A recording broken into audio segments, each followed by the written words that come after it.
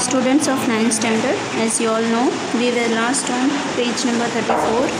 Last हमारा page number 34 पे हुआ था. अब हम पेज नंबर 35 पे आ गए हैं. So before starting the page number 35 just हम एक बार रिवाइज़ करते हैं कि देखिए कल हमारा कहाँ पे एंड हुआ था.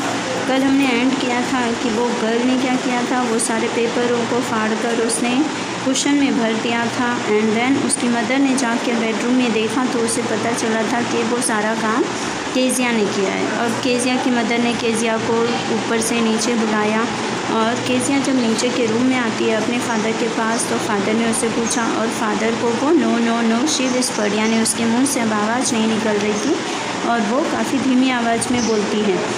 फिर आगे की कहानी हम देखते हैं. तो let's continue on page number 35. Crying too much to explain, she lay in the shadowed room watching an evening light make a sad little pattern on the floor.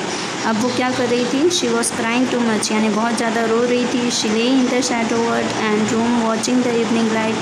अब शाम हो गई थी, वो अपने कमरे में बस अकेले बैठी थी और सब चीज़ों को इधर उधर देख रही थी, परछाई पड़ रही थी. Then father came in to the room with a ruler in his hands. इतने में उसके जो फादर होते हैं वो अपने हाथ में एक रूलर लेके उसके रूम में आते हैं.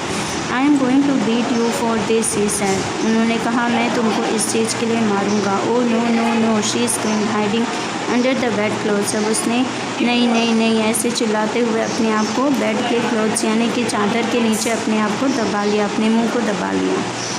ही पुल्ड देम असाइड. अब उसके फादर ने वो चादर को खींचकर साइड में किया. Sit up he ordered and hold out your hands. अब उन्होंने क्या किया कि ऊपर उठो, ऊपर उठ के बैठो, ऐसे करके होल्ड करके उसके हाथों को पकड़कर उन्होंने उठाया. You must be taught once and for all not to touch what does not belong to you. उसके फादर बोलते हैं तुमको एक बार ज़रूर सबक देना पड़ेगा जिससे तुमको ये पता चले कि तुम्हें किसी की चीज़ों को नहीं छूना है, ख़ास करके जो चीज़ तुम्हारी ना हो वो तुम्हें टच करना नहीं चाहिए. But it was for your birthday. तो वो बोलती है लेकिन ये आपके बर्थडे के लिए था. Down came the ruler on her little pink palms.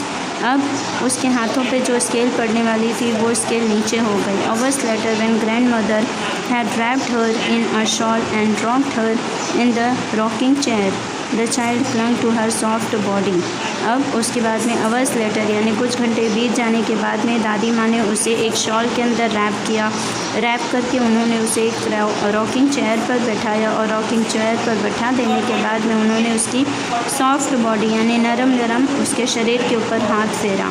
What did God make fathers for, she thought. अब वो बोलती है कि भगवान है ना फादर्स को क्यों बनाता है. Here's a clean hanky darling. अब दादी माँ उससे बोलती है कि ये लो साफ़ सुथरे से एक हैंकी है डार्लिंग. ब्लो योर नोज़ यानी अपनी नोज़ ही साफ़ कर लो. Go to sleep that you will get out all about it in the morning. वो बोलती है कि ठीक है बेटा चुपचाप से सो जाओ और जो भी कुछ होगा वो हम सुबह देखेंगे. I try to explain to father but he was too upset to listen tonight. वो बोलती है कि मैं फ़ादर को सब कुछ एक्सप्लेन करने जा रही थी लेकिन फ़ादर ने कुछ भी नहीं सुना और बहुत लेट हो चुका था.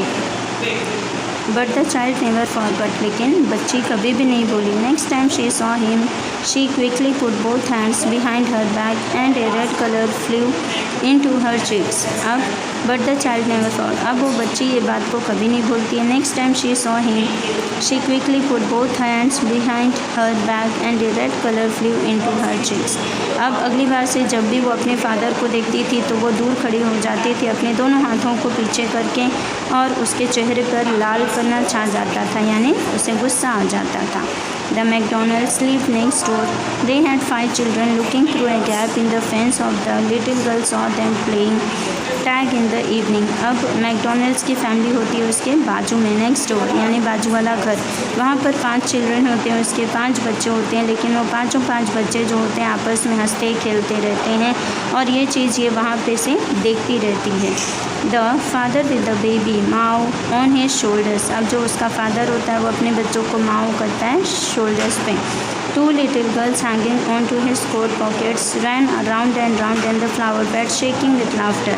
और उसके बाकी की जो 2 बच्चियां होती हैं वो उसके कोट के पॉकेट्स के आजू बाजू में गोल गोल घूमती रहती हैं और फ्लावर के बेड्स के आसपास में घूमती शेक करती रहती हैं और हंसते रहते हैं. Once she saw the boys turn the hose on him. एक बार उसने क्या देखा कि बॉयज़ यानी लड़कों के कुछ ग्रुप ने वो चीज़ों को होश कर दिया यानी वहाँ से हटा दिया। And he tried to catch them laughing all the time, और इसने उसको हमेशा हंसते हुए देखना चाहता था। Then it was she decided there were different sorts of father, और तब उसको पता चलता है कि अलग अलग तरह के फादर्स होते हैं। Suddenly one day mother became ill and she and grand mother went to hospital. फिर अचानक एक दिन ऐसा हुआ कि उसकी मम्मी बीमार हो गई और उसकी मम्मी और दादी दोनों हैं हॉस्पिटल चले गए। The little girl was left alone in the house with Alice the cook, और वो छोटी सी बच्ची घर में अकेले रह जाती, उनकी एक कुक होती है एलिस के साथ। That was all right in the day time.